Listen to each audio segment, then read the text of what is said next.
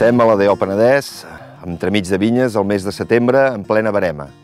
La verema, com correspon, s'ha de fer en el moment òptim de maduració del raïm, i per poder-ho fer en el moment òptim de maduració del raïm, a la DO Penedès fem els controls de maduració durant els mesos d'agost i setembre. Aquests controls de maduració els fem triant 100 grans de raïm aleatòriament de cada vinya i a partir d'aquí fent el control amb la concentració de sucre i l'acidesa del raïm per tal precisament de triar aquest moment òptim de maduració del raïm aquí a la DO Penedès. La verema la fem normalment de forma manual. D'aquesta manera tractem millor el raïm, aconseguim que no hi hagin oxidacions i a més no es produeixen trencaments de grans, amb la qual genera un problema a l'hora de l'elaboració.